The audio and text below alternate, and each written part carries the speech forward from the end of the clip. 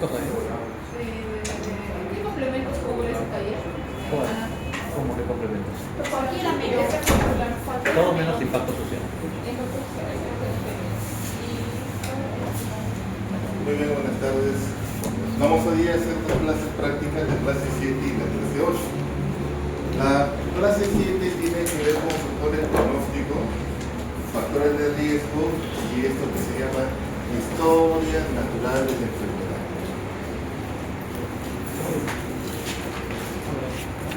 Ya habíamos dicho varias veces, acuérdense que siempre repito lo mismo, en una población, en un ambiente donde están las personas que se llaman huéspedes,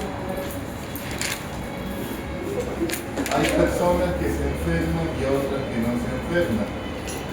Y a pesar que están, es un mismo agente, la diferencia está en que la enfermedad se debe a que hay otros factores de riesgo asociados a esto.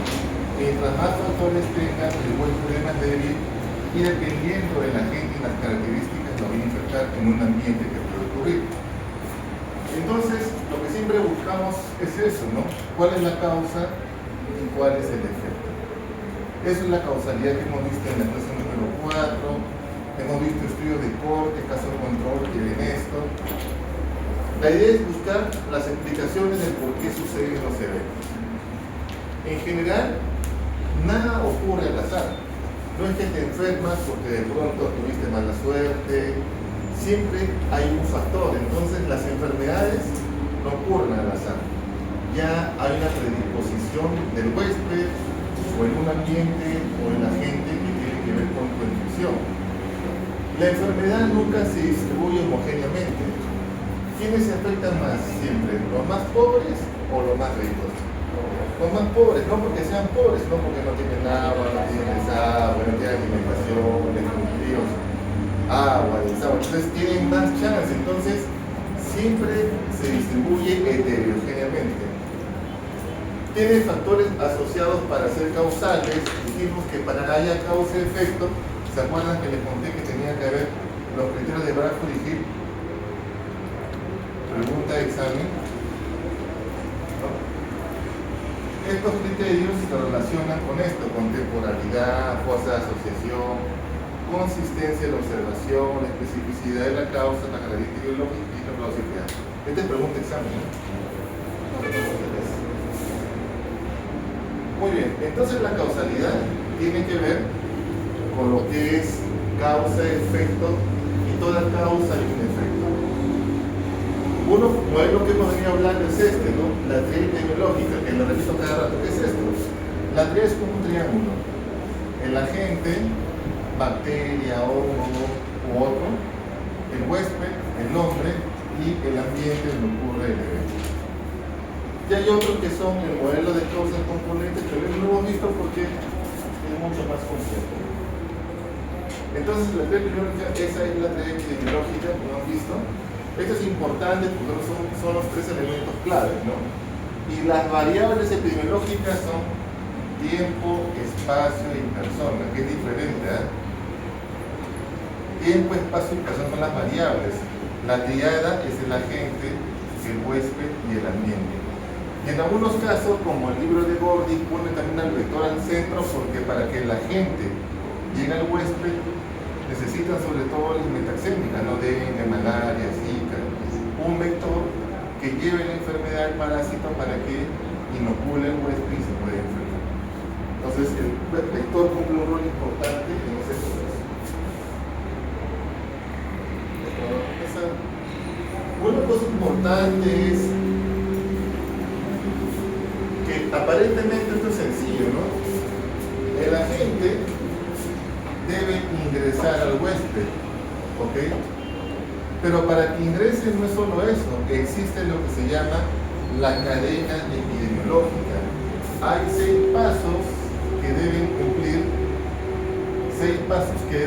para que pase. Lo primero es el agente causal. ¿Quién es el agente? ¿Es un hongo? ¿Es un virus? ¿Es una bacteria? ¿Cuál es el agente? ¿Dónde está el reservorio? ¿Se acuerdan cuando hablamos nosotros de la peste de la semana pasada? El reservorio es la rata donde está la enfermedad y la pulga, ¿no es cierto? La puerta de salida de la gente, por donde sale, modo de transmisión de la gente, la puerta de entrada de la persona y qué tan susceptible se puede. Esto es importante porque la puerta de salida de la gente, solamente cuando contagia un hombre o otro hombre, puede ser respiratoria, puede ser por la piel, por la placenta, puede ser por las heces, por la saliva, por las secreciones. Entonces, ¿qué significa esto? Si yo quiero evitar que la gente llegue hasta el huésped, yo puedo eliminar los reservorios, puedo tener protección, ¿no? Mascarilla, lavado de manos, evitar la transmisión, fumigación, las personas las puedo poner en cuarentena, igual acá mascarilla, lavado de manos, y las personas no vacunarla, ¿no? Si es que se puede vacunar contra la gente, como el caso de una enfermedad inmunoprevenible. Entonces, dentro de este proceso de salud-enfermedad, Roman Lebel y Gayner Clark, profesores, uno de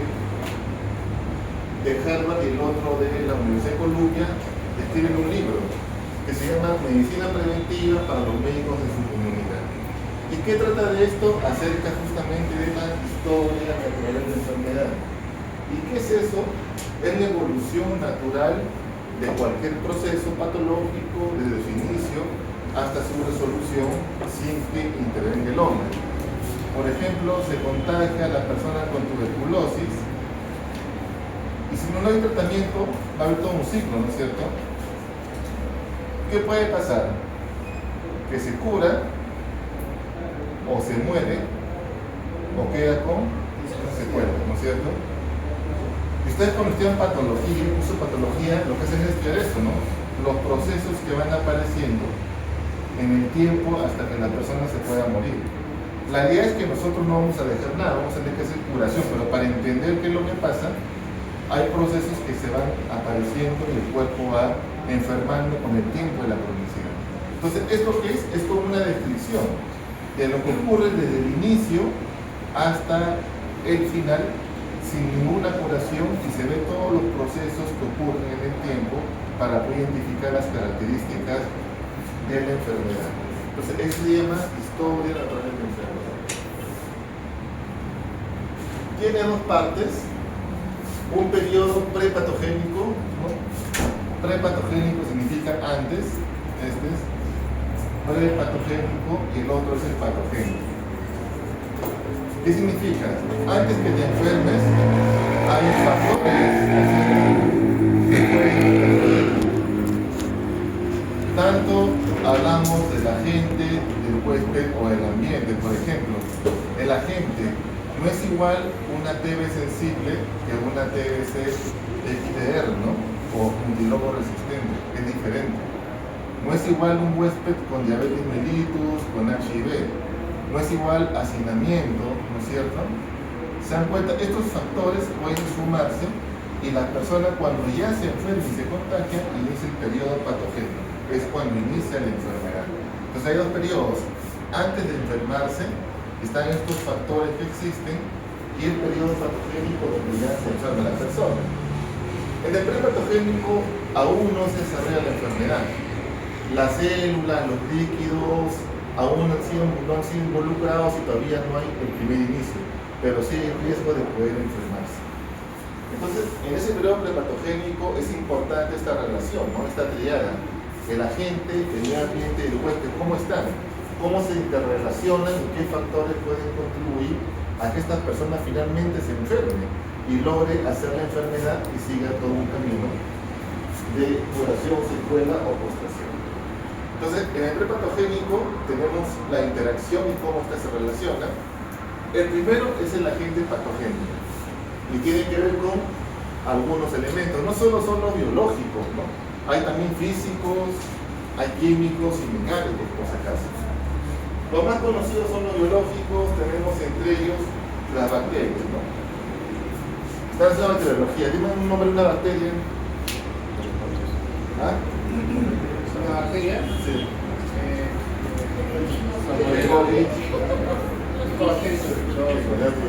Un hongo. Cándida. Cándida, muy bien. ¿Cómo estás, Suárez? Un protozoario. Dame esa parte, ¿no? Ya. Un virus más fácil. Ébola, ya, muy bien. Entonces, ¿se dan cuenta? El tema de estudiar microbiología, parásito, tiene que estar relacionado con esto, porque cada agente tiene ciertas particularidades que lo hacen importantes que vamos a ver. Pero así como hay agente biológico, también hay agentes físicos. ¿El calor produce daño? ¿Creen ustedes que pueden matar a las personas? Golpe de calor, ¿han escuchado? 45 grados, la gente sale, se muere. ¿El frío mata? También. La humedad, también. La radiación, sobre todo lo que hace radiología. Hay contaminación por ruido, ¿no es cierto? Entonces todo esto puede afectar, no solamente los biológicos, también los físicos. También puede ser un agente químico, que puede ser exógeno como la ingestión cuando comes un camarón, algo que te contamina, inhalación del polen o por contacto con alguna planta, algún otro tela que puedes contaminarte, o algunos que son endógenos, que son anomalías metabólicas, ¿no? Ya han hecho bioquímica, ¿no es cierto? ¿Se acuerdan cuando había los ciclos de bioquímica en el humano? Hay enzimas para ciertos ciclos. Hay personas que no nacen con anomalías de esta, por ejemplo, intolerancia a la lactosa, que es muy común, pero no es tan severa como otras que son tan pequeñitas que generan lo que llaman enfermedades huérfanas y raras. Entonces, son anomalías que se pueden curar, o sea, no se curan, pero se mantienen, pero son muy costosas. Entonces, tanto puede haber exógenas como endógenas. Y también tenemos otros que son mecánicos, ¿no? Por ejemplo, un agente de punzocortante, arma de fuego, fricción, estiramiento, puede originar una lesión. Y esa lesión puede contribuir finalmente a una infección sobreagregada. Entonces, hay varios tipos de agentes, no solamente son biológicos. Es importante conocer la forma, el tamaño, la movilidad, la coloración, pero es lo más clásico, ¿no? Hay gram positivo, gram negativo. Si es coco, si es diplococo, la temperatura a la cual crecen, las proteínas y lípidos que tienen en su pared celular, que tiene que ver también con el medicamento que yo voy a dar, si es gram positivo porque hay un medicamento, si es gram positivo porque hay otro medicamento, el metabolismo de cómo se reproduce, ¿no? Si son aeróbicos o anaeróbicos es muy importante, temperatura, viabilidad, resistencia, están relacionados con las características de la gente para poder reproducirse y producir la enfermedad. Entonces es importante conocer cada gente quién es, ¿no? Para saber cómo voy a atacar. Por ejemplo, personas que tienen peritonitis, usualmente nunca se les cierra completamente, se les deja abierta la herida. O sea, se cose el peritoneo y se deja abierto. ¿Por qué creen que se deja abierto? ¿Por qué no cerramos todo? ¿Qué existe dentro del abdomen? ¿Materias aerobias o anaerobias? Anaerobias. Entonces, ¿qué hago? Si le dejo abierto, ¿qué estoy haciendo? Entra oxígeno y se muere. Esa es la lógica. Entonces, ¿por qué le dejan abierto? Porque justamente no queremos, si lo cerramos completamente, las bacterias van a crecer más. Entonces, le deja cierta parte cuando hay peritonitis porque sabes que es importante. Igual para su reproducción, hay algunas que necesitan para poder crecer. O la viabilidad, ¿no? O la resistencia que está relacionada con el otro es el agente, ¿no? Hablamos del agente, ahora hablamos del huésped. El huésped usualmente siempre es el humano. Una cosa muy común, el humano siempre que se desinfecta. Por ejemplo, este es el ciclo de la teniasis. La cisticercosis, ¿cómo se produce? Con la carne no bien cocida. ¿Qué opinas? También que sea que tenga huevos. Los huevos. Los quistes. Los quistes pueden llegar al momento de desarrollo, pueden llegar al músculo. Pero ¿por qué ocurre eso? Porque hay dos ciclos. Cuando hagan parásito, hay un huésped intermediario que es el chancho y el huésped final que es el hombre. El hombre tiene la tenia. La tenia es una larga, es como una cinta métrica de doble negro, como se van a encontrar. Entonces, esta tenia lo que hace es, acá hay unos proglótidos que salen unos huevos. Entonces, el hombre defeca los huevos. Estos huevos pueden pasar dos cosas. Van usualmente al desagüe. Algunos agricultores usan el agua hervida para regar lechuga, fresa. Entonces comen su lechuguita rica en su casa, come chanchito y se contamina. Entonces el huevo que está en el chanchito En este huésped intermediario, el huevo tiene afinidad por la parte líquida, o sea, se va a la grasa y al cerebro. Cuando tú matas al chancho y te comes al chancho con el huevito, no se va a tu cerebro, se va a tu estómago porque ya tiene la segunda fase. Entonces, comer chancho no te va a tener cisticerco. Mucha gente no como chancho porque me da cisticerco, no va a pasar nada. La pregunta es, ¿cómo tú puedes convertirte en intermediario, el hombre? De dos formas. Uno, comiendo esta lechuga con el huevo. Manos sucias. Si es que ya tiene. Con la mano sucia, que vas al baño y no te lavas la mano.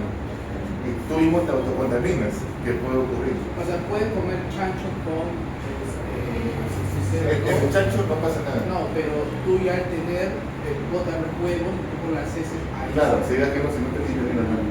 O comes lechuga, que puede estar contaminada. Entonces ahí te convierte de ciclo, ¿no? Cambias, ya no eres el definitivo, sino el intermediario. Entonces es importante ese parásito saber, ¿no? ¿Qué parásitos llegan y van al intestino u otros en el ciclo del horno, que entran luego van por la tráquea y hacen un ciclo? Hay algunos, solamente hay 4 que hacen ese tipo de ciclo, el ciclo del os. Entonces, el huésped tiene esas características. Es importante identificar cómo funcionan estos animalitos y son interesantes en la lógica también de cómo poder atacar. ¿Sí? Sí. El otro es el huésped, la persona. Pero ¿de qué depende la respuesta del huésped? Depende de la edad, ¿no? No es igual un niño que un adulto, que un joven, el sexo, la raza, los factores genéticos de las personas, los factores psicológicos, la ocupación, el estado civil, el estatus económico, hábitos y costumbres, susceptibilidad a los medicamentos, a la enfermedad. Entonces, todos estos factores son únicos en cada persona.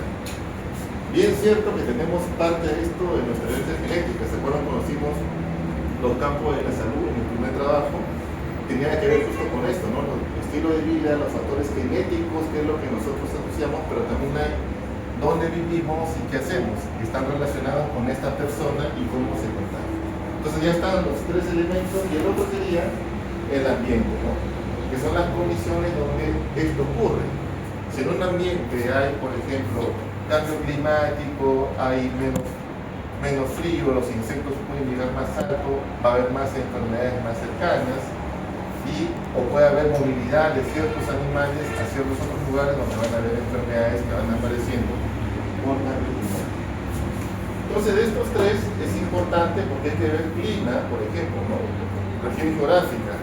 Si ustedes se van, por ejemplo, ahorita a San Martín, ahorita hay brote de fiebre amarilla. En San Martín estamos en emergencia de fiebre amarilla. Y si ustedes se van ya, en Tarapoto no, tampoco, pero si van de Rioja más adentro, como que van de paseo, y después quitar el mosquito. Entonces, si van a viajar, deben tener todo fiebre amarilla, vacuna, por lo menos para estar protegidos. Si no tienen, se pueden contagiar. Entonces, hay zonas que tienen más relación con algunas enfermedades.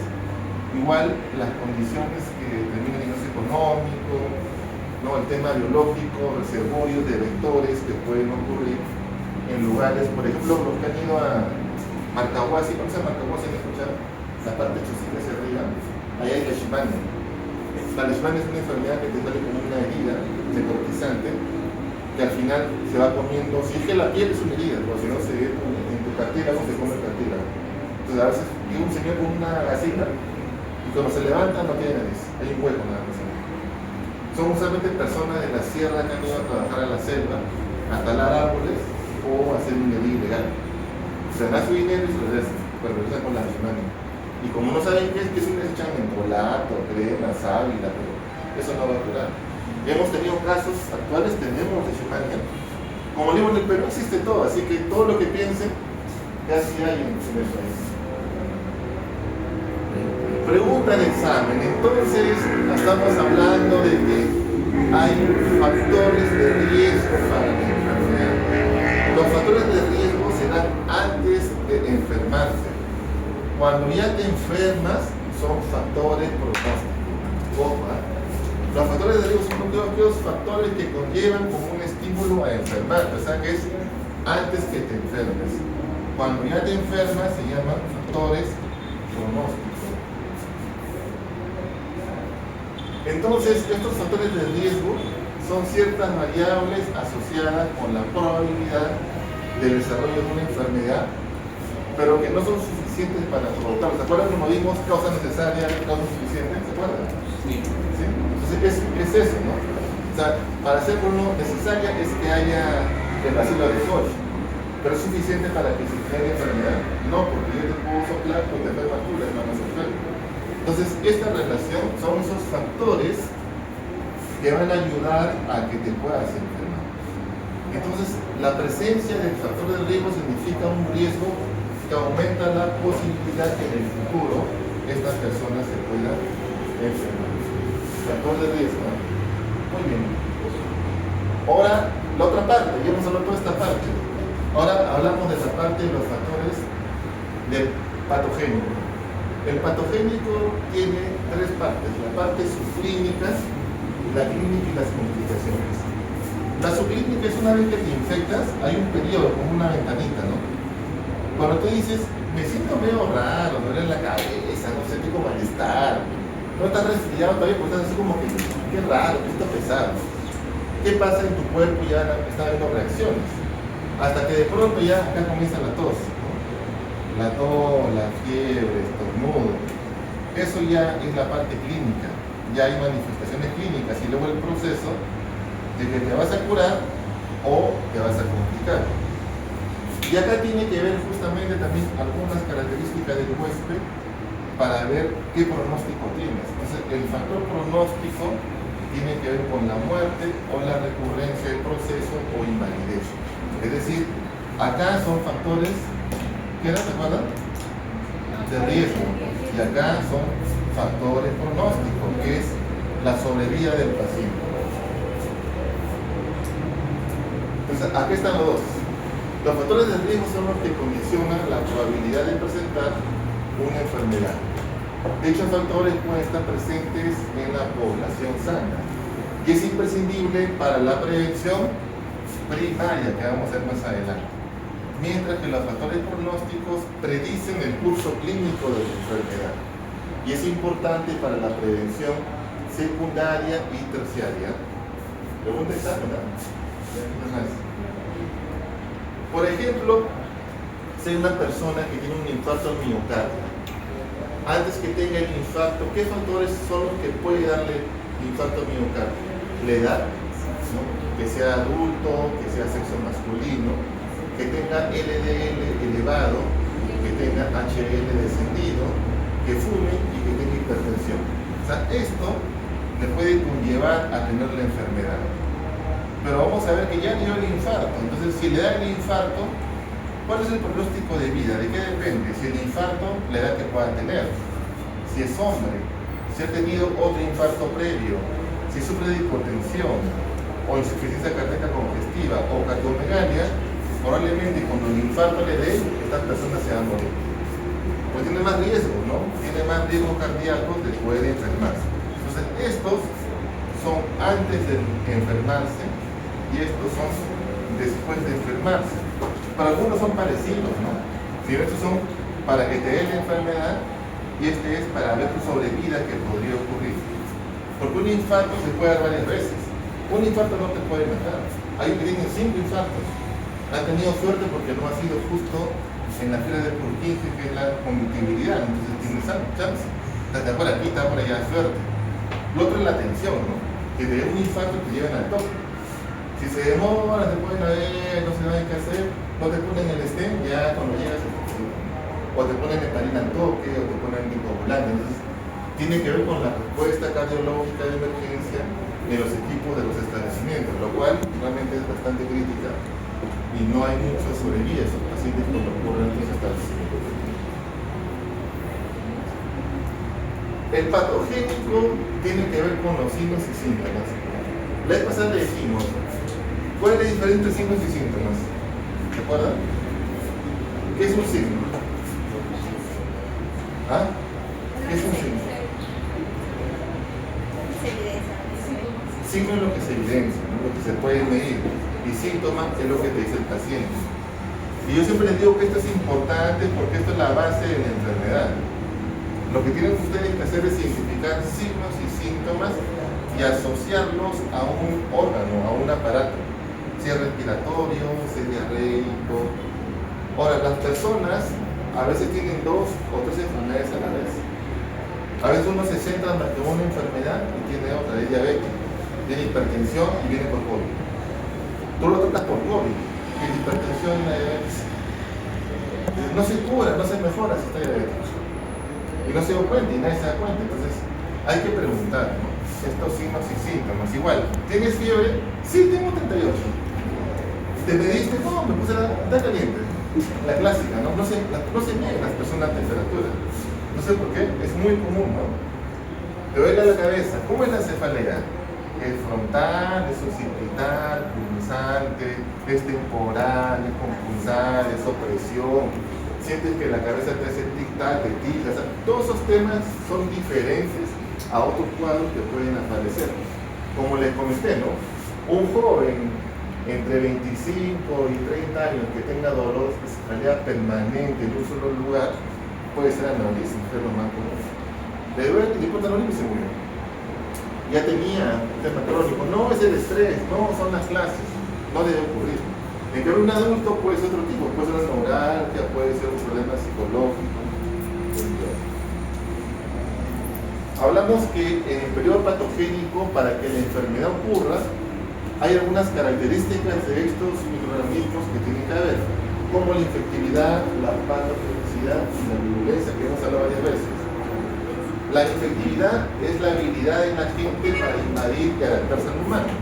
Entonces, los virus, por ejemplo, este es un virus de influenza y tiene acá 2 partículas que tienen la neuraminidasa y la hemaglutinina. Entonces, es N y H, pero hay N del 1 al 8 y H del 1 al 7. Entonces, ¿cómo pueden ser las combinaciones? Puede ser H1N1, ¿no? Puede ser H1N5, puede ser H3N7, ¿se dan cuenta? Entonces tienen todas las combinaciones que este virus se puede adaptar. Es tanto así que el virus de influenza es más peligroso que el COVID, porque puede ir cambiando muchas más veces y se va adaptando al hombre. Entonces, estas características son importantes porque los virus, la única forma de seguir sobreviviendo es invadiendo su organismo para poder duplicarse, ¿no es cierto? Y seguir viviendo. Ahora, tenemos también la patogenicidad, que es la capacidad de enfermar. Ahora cuando decíamos, la patogenicidad es a cuánto enfermas y tiene que ver con las características del microorganismo. Por ejemplo, cuando tiene proteínas de shock térmico, como la E. coli hidrotoxígena, ¿no? Que apenas comes, a los 15 minutos estás en el baño con diarrea. Es súper rápido, ¿no? Otras que tienen con las adhesinas, o si tienen flagelos y generan mayor respuesta antigénica y respuesta en el cuerpo. Entonces, esto es importante por eso identificar. Recuerden que ustedes siempre van a hacer un diagnóstico presuntivo, pero no, hasta que no sepan qué es. ¿Cómo harían esto? Con una tinción gran, con un hemocultivo, con un coprocultivo, urocultivo, para determinar cuál es el agente real y que tienen que tratar. Nunca van a dar la primera, sería mucho, ¿no? Que pueden identificar. Y la virulencia es la capacidad de matar, como la gripe española, ¿no? En 1918, miren, mató muchas personas, ¿no? Esto ya sabíamos que iba a pasar en un momento. Y pasó con H1N1 y ahora con el COVID. Entonces, la virulencia es la capacidad de matar. Y hablamos, ¿se acuerdan? Siempre les preguntaba, la patogenicidad tiene que ver con la tasa de ataque, ¿se acuerdan? Y la virulencia con la tasa de letalidad. ¿Ok?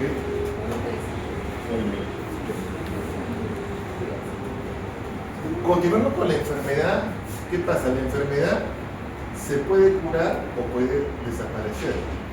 En el caso de las enfermedades transmisibles, que son rápidas, en 15 días te debes curar aproximadamente. Algunos que se mueran un poquito más, un poquito menos, pero una enfermedad crónica, una vez que te enfermas, ya no te curas, ¿no? La hipertensión ya no te curas, te mantienes estable, pero no te curas. Un diabético ya no se cura. Entonces, Para que ocurra en un diabético, un problema renal, pasan muchos años dependiendo las características de la enfermedad, cómo va pasando. Entonces, ese periodo, desde que aparece la enfermedad hasta casi la parte final, son diferentes. En la transmisible se llama periodo de incubación. Es un periodo muy chiquitito entre que aparece la enfermedad. En cambio, en las crónicas son de latencia.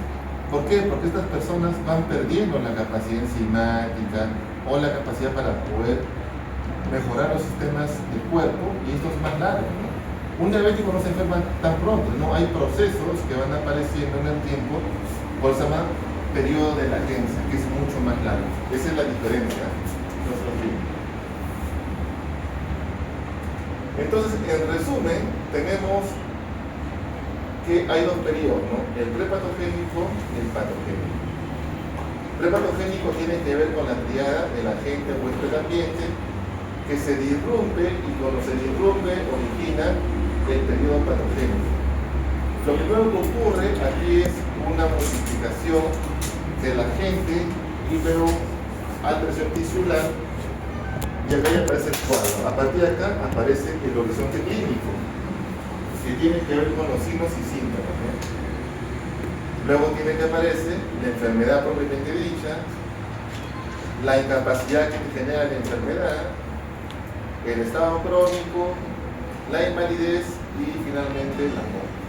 Es lo que pasaría si no damos ningún tratamiento. La idea es que no solamente hagamos esto, sino tratemos de evitar que esto ocurra, que es el ideal. Entonces, para eso tenemos que hacer niveles de prevención. Esto permite anteceder o anticipar a la enfermedad. Son medidas destinadas a prevenir la aparición de la enfermedad o la reducción del factor de riesgo, a detenerla o atenuar las consecuencias de la enfermedad.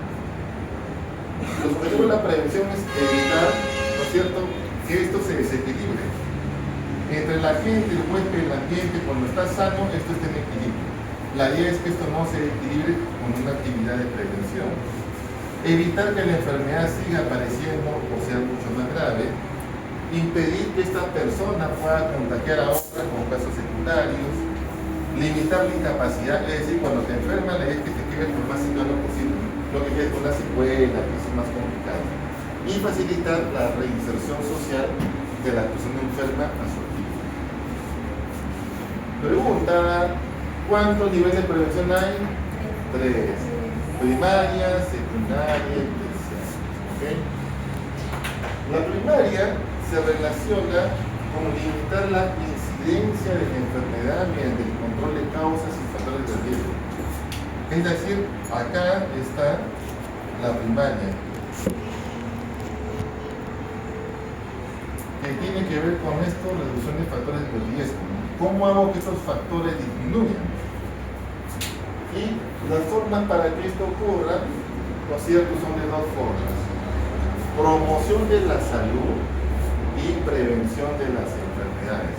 Es decir, las personas tienen que evitar o hacerse chequeos generales, vacunarse, cambiar estilos de vida, ¿no?, evitar hacinamiento. Son formas como tú vas haciendo para que esto no ocurra. Prevención primaria tiene que ver también con la estrategia poblacional, cuando tú haces un mensaje comunicacional a grupos de riesgo, ¿no?, a toda la población, por ejemplo, lavarse la mano. Ahorita hay brote de neumonía a partir de los 19 años. Estamos volando todos por encima de cada milenio. O sea, casi en todo el país hay brotes de neumonía, más en adultos. ¿Y por qué se debe la neumonía? Por cambio estacional, pero hay circulación de influenza A, que no es común porque siempre hay influenza B. Entonces la influenza A genera más daño. Estás resfriada, estás con tos, con flema por 4 o 5 días. Todos creen que es COVID otra vez, ¿no?, pero es influenza.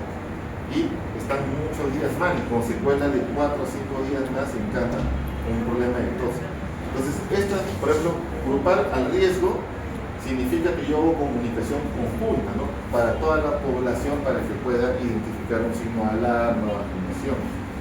Pero también hay otra que puede ser poblacional, ¿no es cierto?, que tiene la ventaja que es altamente sirve para la población, adecuada para cambio de comportamiento. Algunos inconvenientes son los que están aquí en verde, sobre todo de que hay a veces escasa motivación de las personas en entenderla, pero como no va dirigido a ti, tú como que no la usas. Pero hay otras que son para grupos de riesgo. Por ejemplo, cuando había Mpox, ¿se acuerdan? Monkeypox no a todas las personas, son a grupos de riesgo, sobre todo HCH, ¿no? Hombres que tienen el mismo nombre. Entonces, ¿dónde están esas personas? Están en los bares, ¿no? Están en las discotecas, hay discotecas que son diferenciadas.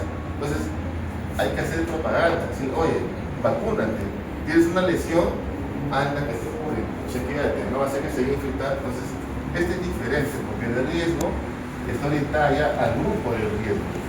Es más fácil de llegar, pero en un efecto limitado, solamente para el grupo de riesgo. Entonces, prevención primaria, ¿qué puede ser también? Vacunación, ¿no? Vacunarse es prevención primaria. Porque si yo me vacuno, estoy evitando contagiarme. Que me den condones, por ejemplo. En el Carnaval de Río, cuando ustedes van, le dan gratis, le regalan preservativos. ¿Por qué? Porque la idea es evitar el contagio de VIH, de Zika. Entonces, porque es una forma de evitar, ¿no? Tener sexo seguro. Entonces, miren cómo son cosas de prevención primaria. Sin embargo, si ya la persona se enferma, no hiciste caso, no te importó y te enfermaste. Entonces la idea es detectar lo más temprano posible la enfermedad. No esperemos detectarla acá, sino apenas te enfermaste, tratar de ubicar. Esa es prevención secundaria, que está dirigido ya al enfermo. Y lo que trata es de identificar, ¿no es cierto?, a la persona que está enferma. Y para esto tenemos que hacer 3 actividades: diagnóstico precoz de la enfermedad, tratamiento oportuno y limitación de la invalidez. Y la semana pasada hicimos, ¿se acuerdan cuando hacíamos esto? Estos son los normales, estos son los enfermos, y aquí hay un periodo. Estos están aparentemente sanos, pero están enfermos. ¿Y cómo identificas este grupo? A través de tamizaje. Y para eso hicimos, ¿se acuerdan? Sensibilidad, especificidad, para determinar qué prueba es mejor. Por ejemplo, si yo quiero saber si alguien de acá tiene problemas de glucosa, ¿qué haría? A todos les hago glucosa en ayuna, y de repente encuentro con uno de ustedes, a pesar de que pueda ser flaquito, tiene glucosa. Entonces yo les repito la prueba. O como hicimos, ¿no? Les hago a todos pruebas de VIH, prueba rápida, y encuentro uno que tiene positivo. No es que tenga VIH, pero puede tenerlo. La otra prueba la hago esterol y lo confirmo. Esta prueba tiene que ver con diagnóstico precoz temprano. Por ejemplo, lo más común es esta prueba, ¿no? ¿Qué se llama esta prueba? ¿Me escuchado? Papa Nicolau. Si tienes positivo Papa Nicolau, no significa que tienes cáncer. Lo que te dice que hay células anormales que tienen 1 o 2 núcleos, están más grandes, hiperpigmentadas, entonces hay algo raro. ¿Qué significa? Que vamos a hacer otra prueba para verificar. Y si encuentro ya cáncer, recién tengo que hacer un procedimiento quirúrgico. Entonces, estas pruebas se llaman de screening o tamizaje, ¿no? Y permiten identificar tempranamente, igual que la mamografía, por ejemplo, una placa de rayos X para los pulmones.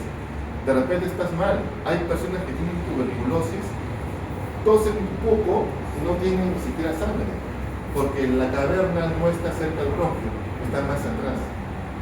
Si pero no tengo sangre, no escupo, escupo negativo, pero tiene un cuadro de tuberculosis. Entonces, a veces no sale, entonces una tomografía, una broncoscopía para comenzar a chequear y meter el broncoscopio a la caverna y sacar la muestra. Entonces, hay casos que pueden ocurrir. Entonces, esto es prevención, ¿no es cierto?, secundaria, a través del tamizaje ocular.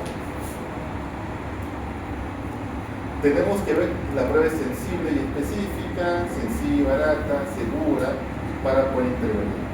El otro es tratamiento, ¿no es cierto?, tratamiento oportuno para evitar que la enfermedad pueda ocurrir y tener complicaciones. Y limitar el daño, las secuelas que puedan aparecer.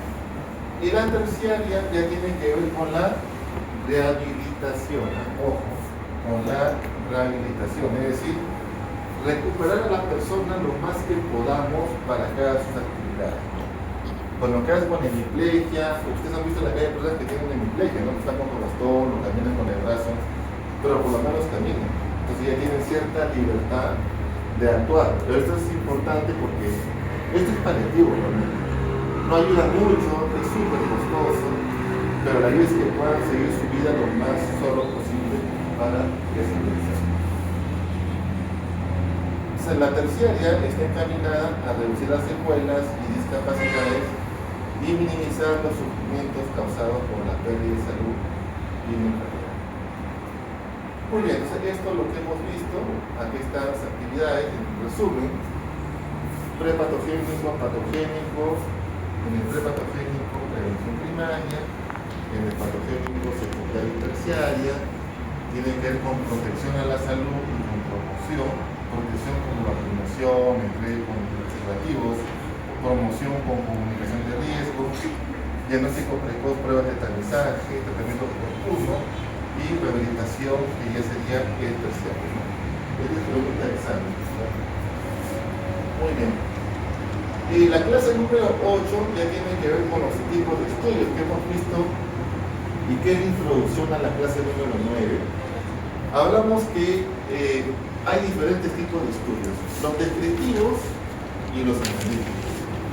Los descriptivos pueden ser de base poblacional, que se llaman ecológicos, y individual, que pueden ser transversales, series de casos únicos. Esto lo vamos a ver con más detalle en la siguiente clase, no se preocupen. Analíticos pueden ser observacionales o experimentales.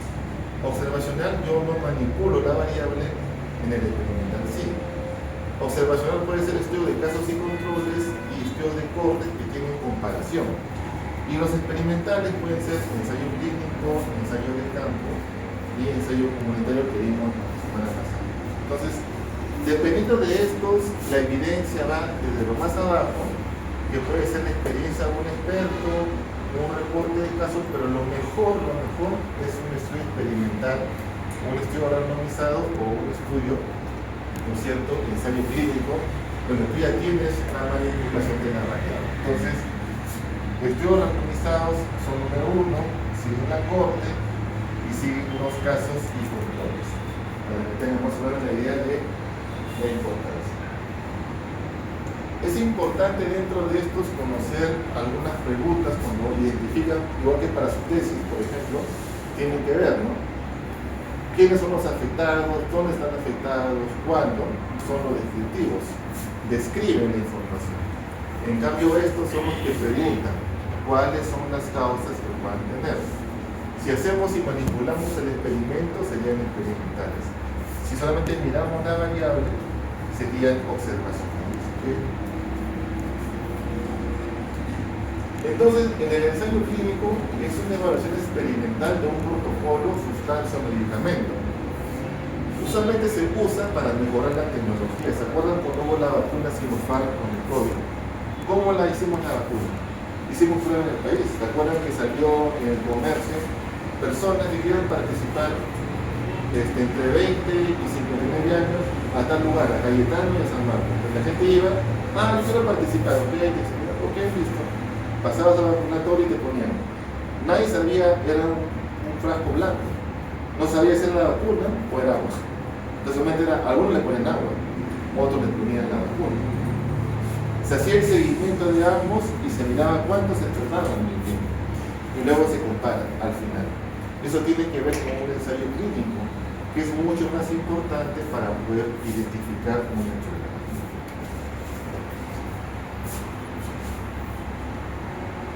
Entonces, estos pueden ser experimentales, donde hay manipulación, aleatorización, cosas experimentales, y los no experimentales.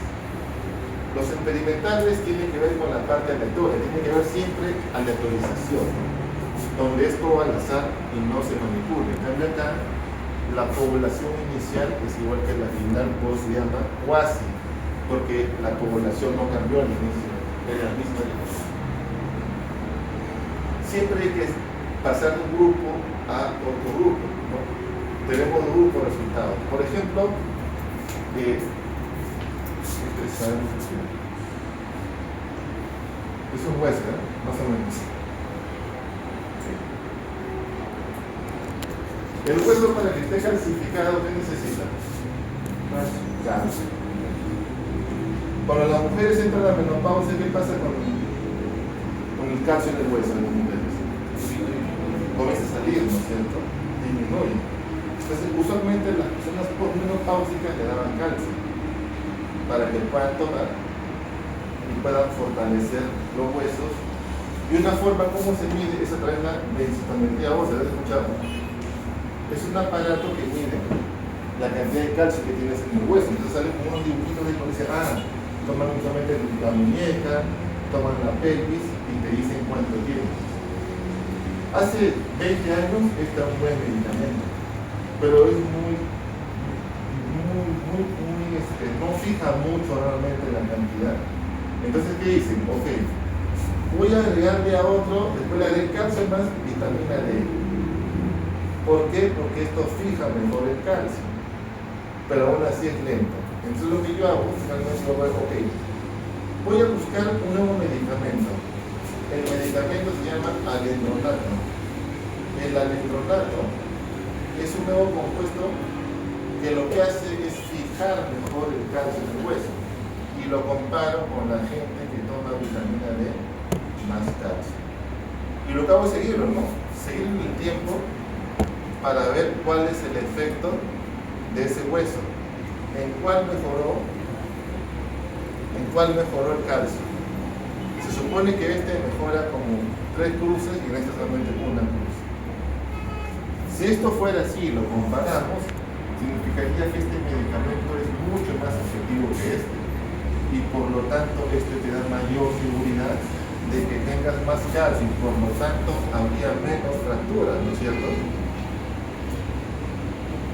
Y es lo que se hizo, ¿no?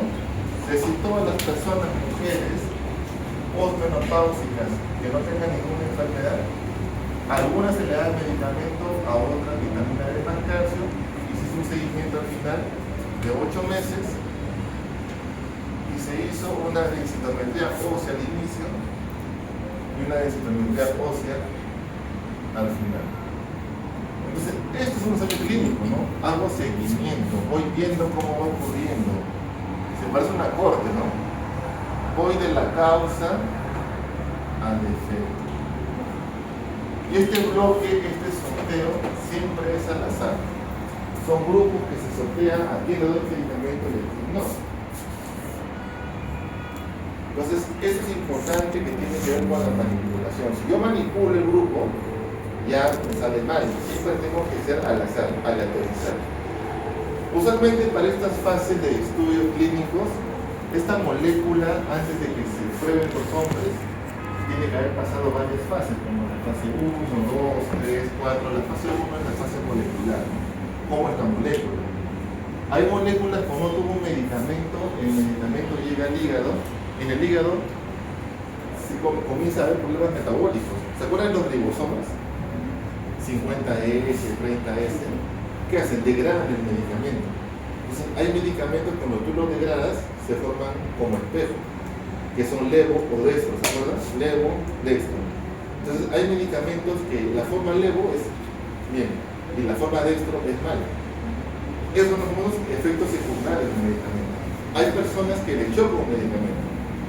Toman eritromicina, por ejemplo, no sabemos si han tomado, hay una forma de palmitato, lo que es, toman ese de un dolor de estómago terrible, no es insoportable, pero toman la otra presentación y no te duele. Entonces, esto se prueba primero en medicamentos, luego en animales, luego en grupos pequeños y al final se prueba en el hombre, ¿no? Cuando ya sabemos que no genera un daño severo a la persona. Entonces, esta fase de visto, las ventajas es permite introducir nuevos fármacos y tratamientos, diagnóstico precoz de una patología. Dijimos que es importante dentro de los procesos, de los pasos a seguir, hay 7 pasos, pero 2 son importantes, ¿no? Aleatorización y enmascaramiento. Pregunta de examen del paso número 3. De todos los fases que existen de los 7, esos dos son los que siempre tiene que haber: aleatorización y enmascaramiento. De lo que es aleatorización, vamos a hablar acá, es justamente cómo yo pongo al grupo A o al grupo B. Usualmente por sorteo, por dado, por la máquina que decide quién va a uno u otro grupo, para evitar que yo pueda elegir. Luego es el tema de la secuencia aleatoria, si que van dos arriba, uno abajo, es también todo a través de un sistema de software. Y pueden ser a través de ocultación, ¿no? A través de sobres, a través de sistemas informatizados, que es lo más común que se usa, para evitar que las personas sepan quiénes son y quiénes van a cada grupo y evitar que el investigador pueda manipular el experimento. El otro importante es esto, ¿no? Enmascaramiento o cegamiento. Pregunta de examen, ¿no? ¿Cuántos tipos existen? Abierto, simple ciego, doble ciego o triple ciego. Abierto, todos conocen los participantes y los grupos. El simple ciego, la intervención se oculta a los participantes, a los investigadores o a los participantes como una sola persona. Doble ciego son dos de las categorías. Y triple ciego es que nadie conoce, solamente la casa comercial que tiene la vacuna o el medicamento conoce, los demás desconocen completamente. Y para eso necesitan que si el medicamento es rojo o redondo, el otro que van a darle tiene que ser un rojo que se llama placebo. El placebo es una sustancia parecida al medicamento que no debe haber ninguna diferencia organoléptica en color, olor, tamaño, para que no se den cuenta cuál es cuál. Esta es una forma de evitar justamente la subjetividad en el paciente. Entonces, el placebo es lo que reemplaza el medicamento experimental por otra cosa. ¿Cómo sería ese placebo que reemplaza al medicamento? Si es más efectivo el placebo que el medicamento. Usualmente no, porque el placebo es un caramelo de limón, un ser fisiológico. Podría pasar, ¿no? ¿Qué pasaría? Habría que ver. Si que tú te enteras. El placebo crea los anticuerpos. ¿Ah? El placebo hace que crea los anticuerpos. Usualmente no, porque es placebo porque son analgésicos, a veces ni caramelo de limón, suelo fisiológico. No debería afectar nada, porque debes comparar el efecto y la reacción. Porque si tú generas otra reacción, el nombre es diferente, ¿cómo comparas? Eso no debería pasar. Si pasa, ha habido, o se han enterado, una mala información, habría que revisar. Pero si sale eso, el estudio no sirve. Cada estudio de este tipo, ¿cuánto creen que vale?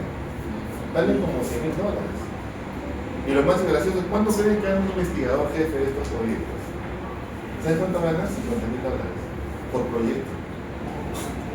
O sea, hacer este tema para un médico, se meta esto en negocio, realmente. Es bastante alto. Millonarios, a los 35 años ya tienen su mansión en Miami. Es interesante, eso es todo un tema de la dinámica que existe dentro de las compañías farmacológicas. Es muy interesante. Eso hemos visto. Entonces hay que hacer seguimiento, siempre hay que hacer seguimiento, ¿no? Ver casos incidentes para ver cómo ocurre esto. Una vez que ocurre esto, yo chequeo que tengo que ver, tengo que hacer medidas de control. ¿Verdad? ¿Qué es esto? Veo la intervención A, la veo la C, y lo que hago es identificar estos valores. Usualmente puedo usar riesgo relativo, porcentaje de reducción de riesgo relativo, número de necesidades a tratar o intervalo de confianza para poder determinar. Esto solamente para que conozcan, cuando hagan fármacos, ya lo verán con más detalle en su curso farmacológico. Entonces, estas son fórmulas que existen. Solo si se dan cuenta, cuando hablamos de OR, RP, eran 2 letras, ¿no? Acá hay 3 letras, ¿se dan cuenta? Cuando hablan de 3 son estudios experimentales. Los otros son estudios observacionales, solamente para conciegas. Muy bien. Esto ya lo vemos en la clase. Esto es importante, recuerda que hablamos siempre también del control de confianza. Que hablamos para ver el RO, el RR, el OR. ¿Qué es intervalo de confianza? Sí, Sí, intervalo de confianza, exacto. Ya que está con mayor detalle, siempre en las pruebas hay un intervalo de confianza, ¿no? Mientras el intervalo, por ejemplo, si yo pongo el OR, el RR sale 5, si el intervalo es 4.5 y 5.5, y el otro es RR 5 y sale 1.5 y 12.5. ¿Qué se dan cuenta acá? Los dos son iguales, pero este intervalo es por las puntas 1, ¿no? Acá miren, este 1.5, acá hay 11. Acá hay mucha dispersión. Mientras más cercanos estén los intervalos al valor, este valor es mucho mejor. Eso es lo que dice esto, ¿no? Se relaciona con los intervalos. A mayor amplitud del intervalo, hay problemas con la muestra. Habría que mejorar el muestreo de una población para mejorar esos valores. Muy bien, entonces para terminar, Un repaso de todo. ese es otro. Vamos ahora, para terminar, vamos a hacer a los puntos.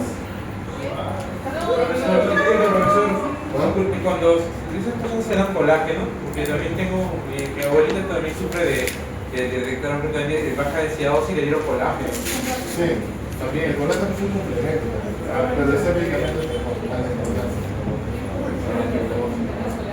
A ver, ingresen este código, vamos a un repaso lo que he hecho ahorita en la clase con una